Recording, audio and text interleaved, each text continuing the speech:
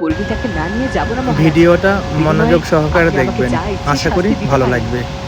আমাদের উত্তর রাজ্যে কোনোদিনও কালো গোলাপ ফোটেনি, কোনো মালি তা পারেনি। তুমি যদি কালো গোলাপ ফোটাতে পারো তবেই পরিণীতাকে নিয়ে যেতে পারবে। তোমরা এসেছো, তোমাদের দেখে ভীষণ খুশি হয়েছি। যাও, তোমরা বিশ্রাম নাও। এই, কে আছিস? যুবরানীকে তার কক্ষে নিয়ে যা। প্রাসাদে পা দিতেই পরিণীতা জ্ঞান হারালো। পরিণীতার এমন অবস্থা দেখে সবাই আবারও চিন্তায় পড়ে গেল। রাজবধূকে খবর দাও, কি হলো পরিণীতার? আবার নতুন কোন বিপদ এলো? পরিণীতা, চোখ খোলো পরিণীতা, পরিণীতা।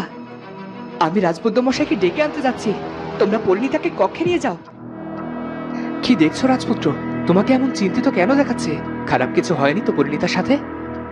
আপনারা একটু বাইরে আসুন, রাজবধূ পরিণীতাকে একা থাকতে দিন। সব তো ঠিকই ছিল, হঠাৎ কি হলো? তখন সবাই বাইরে গেল। ওর কথা রেখেছে মহারাজ, ও ফিরে এসেছে। ও কাউকে ছাড়বে না, ওর প্রতিশোধ নিয়েই ছাড়বে। রাজ্যের বিপদ মহারাজ। কে ফিরে এসেছে? কেনই বা ফিরে এসেছে? আর তার ফিরে আসার সাথে পরিণীতার অসুস্থ হওয়ার কি সম্পর্ক? আমাকে দয়া করে বুঝিয়ে বলুন। বিষকন্যা সর্বরী ফিরে এসেছে। সে রাজবধূর রূপ নিয়ে প্রাসাদে প্রবেশ করেছে, কিন্তু প্রাসাদ অত্যন্ত পবিত্র হওয়ার ফলে সে পা রাখতে পারেনি।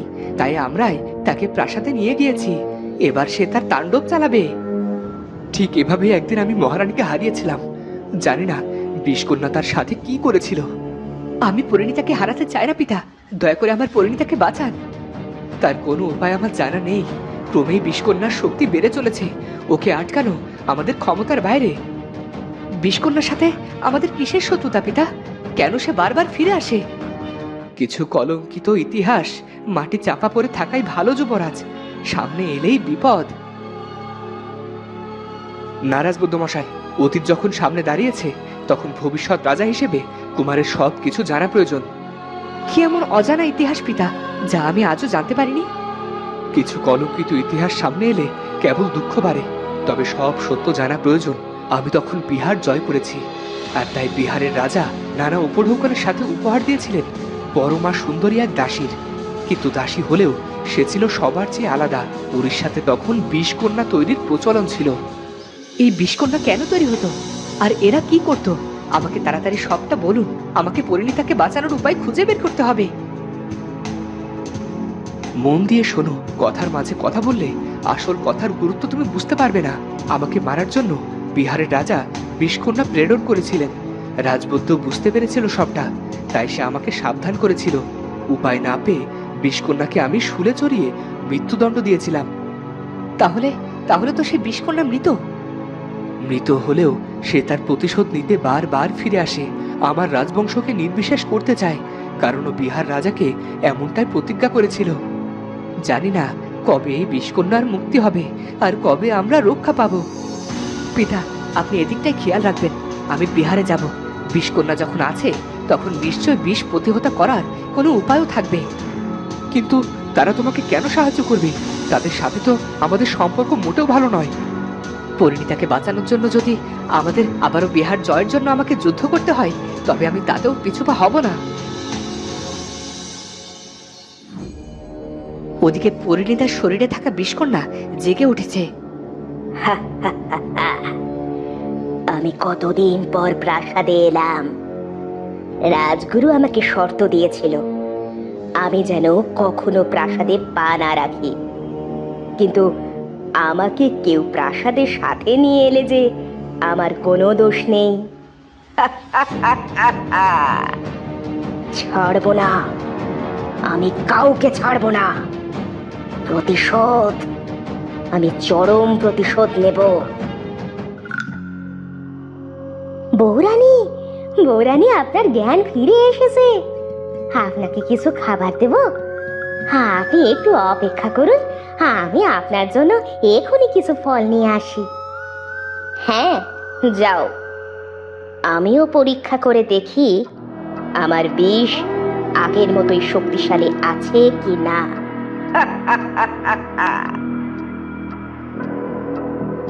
দাসী ফল নিয়ে এলেই পরিণীতা একটা ফল তুলে একটু খেয়ে দাসীকে দিল।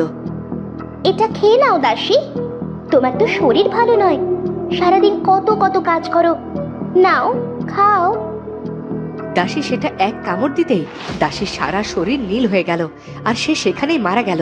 এটা একটা সৈন্য দেখে নেয়, আর সে ভয়ে চুপসে যায়, আর সেখান থেকে চলে যায়। রাজার বংশ শেষ করতে আমার বিষের কম পড়বে না। আমি রাজার বংশকে নির্বংশ করে তবেই শান্ত হব। আমাকে শুলে চড়ানোর চরম মূল্য দিতে হবে এবার। রাজপুত্র ছুটে চলল পথের পর পথ। বিষকন্যার হাত থেকে পরিণীতা আর রাজ্যকে মুক্ত করতে হবে। আমি কোথায় যাব? বন্ধু ও রাজকার্যে রাজ্যের বাইরে রয়েছে। রাজ্যের এই অবস্থায় কে আমাকে সাহায্য করবে? কি ব্যাপার শূন্য, তুমি এখন এখানে? আমরা গরিব মানুষ মহারাজ, আমাদের ছেড়ে দিন। বৌরানী তো রাক্ষসী, বৌরানীর দেওয়া ফল খেয়ে দাসী মারা গেছে। আমরা মরতে চাই না মহারাজ, বউ বাচ্চা নিয়ে সুখে সংসার করতে চাই। আমি মারা গেলে ওদের কি হবে? মহারাজ, এসব কথা লোক জানাজানি হলে রাজবধূর যে বদনাম হবে। আমাদের উচিত কোনো একটা উপায় বের করা। কুমার তো গেল, কিন্তু তাতে কি লাভ হবে? এই বিষকন্যা তো আমাদের এত সহজে ছাড়বে না। আমি ওর বিষ কাটানোর ব্যবস্থা করছি, তবে সেটা মাত্র 3 রাতের জন্য। এরপর আমি আর কিছুই করতে পারবো না মহারাজ, আমাকে ক্ষমা করবেন। বেশ, তাই করুন, তবুও যদি পরিণীতাকে বাঁচানো যায়। তখন রাজবুদ্ধ গেলেন পরিণীতার কাছে। রাজবধূ পরিণীতা, দরজা খুলুন। আমি রাজবদ্ধ আপনাকে একটা খবর দিতে এসেছি। এই বুড়োটাকেই বড্ড ভয়, না জানি আমাকে কেমন করে ধরে ফেলবে। কিন্তু রাজবৈদ্যর চোখ তো শকুনির চোখ, ঠিক বুঝতে পারবে। আমায় আমায় আরো সতর্ক হতে হবে। রাজবধূ, দয়া করে কক্ষের বাইরে আসুন। বলুন রাজবৈদ্য, এই অসময় কি মনে করে এসেছেন? যুবরাজ বিশেষ কাজে বাইরে গিয়েছেন, তাই এই রত্নহারটা আপনার জন্য উপহার পাঠিয়েছেন। আরে বাহ, এটা তো বেশ সুন্দর। আমি এটা এক্ষুনি পরে নেব। আপনি আসুন। জি রাজবধূ, আপনি সাবধানে থাকবেন, আর কক্ষের বাইরে প্রয়োজন ছাড়া না যাওয়াই ভালো। রাজ্যে যুদ্ধের আশঙ্কা করা হচ্ছে। বেশ, আপনি এখন আসুন। পরিণীতারূপী বিষকন্যা হারটি পরে নিল, আর সে রাজবুদ্ধের পাতা ফাঁদে পা দিল। আমার কি হচ্ছে? এই হার পরে আমার এরকম অদ্ভুত লাগছে কেন? এটা তো গলা থেকে খুলতেও পারছি না। তবে তবে কি রাজবৈদ্য ইচ্ছে করে আমাকে ফাঁসালো? ছাড়বো না, আমি কিছুতেই ছাড়বো না। বরং সবার আগে ওই রাজবৈদ্যকে শেষ করব। ওদিকে মহারাজের চিন্তার শেষ নেই। প্রাসাদের সুখ যেন কোথায় হারিয়ে গেছে। একদিকে রাজবধূর জীবন সংকটে, অন্যদিকে তার আদরের রাজকুমার ঘর ছাড়া। কাজ হয়ে গেছে মহারাজ, বিষকন্যা আমার ফাঁদে পা দিয়েছে। তবে আপনি সাবধান থাকবেন, ওর হালচাল বোঝা বড় দায়। তুমি সহ প্রাসাদের সবার সুরক্ষা নিয়ে আমি বড্ড চিন্তিত। কি যে হবে? মাত্র 3টা রাত, তারপর আবারও ও তার তাণ্ডব চালাবে। আমি কি করব রাজবদ্ধ? বিধাতা নিশ্চয় আমাদের সহায় হবেন। আমরা কোনো পাপ করিনি, হতেও পারে এবার বিষকন্যার সাথে আমরা মহারানীকেও ফিরে পাবো। মিথ্যা আশা করে লাভ কি? মহারানীকে কি বিষকন্যা এত বছর বাঁচিয়ে রেখেছে বলে আপনার মনে হয়? আমার মন বলছে মহারাজ। মন তো বড্ড অবুঝ। আপনি আপনার কক্ষে যান, আমি বরং ওদিকটা একটু ঘুরে দেখি। ওদিকে রাজপুত্র এদিক ওদিক ছুটোছুটি করতে শুরু করলো, কিন্তু কোনো উপায় সে পেল না। কি করে আমি প্রাসাদে ফিরবো? পরিণীতার এমন ভয়ঙ্কর বিপদ আমি কেমন করে আটকাবো? কেউ কি নেই যে আমাকে সাহায্য করতে পারবে? ও দয়াল, তুমি আমাকে খালি হাতে ফিরিয়ে দিও না। ওদিকে পরিণীতা হারটি পরে মহা বিপদে আছে। সে হারটি খোলার চেষ্টা করেও কিছুতেই রত্নহার খুলতে পারছিল না। এত বড় সাহস ওই রাজবৈদ্যর! আমাকে বন্দি করতে চায়। আজ তো আমি ওকে মেরেই ফেলবো। তখন পরিণীতা গেল রাজবুদ্ধের ঘরে। রাজবুদ্ধ তখন ঘুমাচ্ছিল। যে না পরিণীতা রাজবুদ্ধকে মারতে যাবে, তখনই সেখানে মহারাজ চলে আসে। মা পরিণীতা, তুমি এত রাতে এখানে কি করছো? মহারাজ, আমার ঘুম আসছিল না, তাই ভাবলাম রাজবৈদ্যের কাছে পুঁথিপাঠ শুনি। রাজবুদ্ধের বয়স হয়েছে, সে আর পুঁথিপাঠ করতে পারে না। তুমি নিজের কক্ষে যাও। আর রাজবধূর যখন যেখানে ইচ্ছে সে যেতে পারে না, এটা তো তোমার খেয়াল রাখা উচিত ছিল। জি, আমার ভুলের জন্য আমি ক্ষমা প্রার্থী মহারাজ। আপনার কথা আমার মনে থাকবে। আসছি।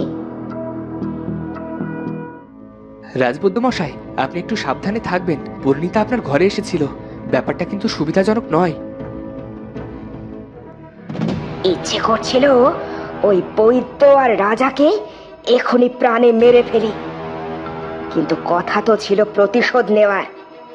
এত সহজে কিছুতেই রাজাকে মরতে দিলে চলবে না, ওকে আরো ভোগান্তি পোহাতে হবে। বিষকন্যা ফিরে এসেছে, তবুও অতীত ভোলেনি। রাজবুদ্ধ মশাই পুঁথিপাঠ করতেন বহু বছর আগে, যেটা পরিণীতা জানার কথা না। সেই রাজগুরু হিমালয়ে গেছেন। কি হবে এবার আমার সাধের রাজ্যের? তো বন্ধুরা, বিষকন্যা কি পরিণীতাকে সহ সবাইকে মেরে ফেলবে, নাকি রাজপুত্র কোনো উপায় খুঁজে ঠিকই সবাইকে রক্ষা করবে, সেটা জানবো আমরা পরের পর্বে। আর আজকের ভিডিওটি ভালো লাগলে অবশ্যই চ্যানেলটি সাবস্ক্রাইব করে বেল আইকনটি বাজিয়ে দিও। দেখা হচ্ছে পরের ভিডিওতে। ধন্যবাদ।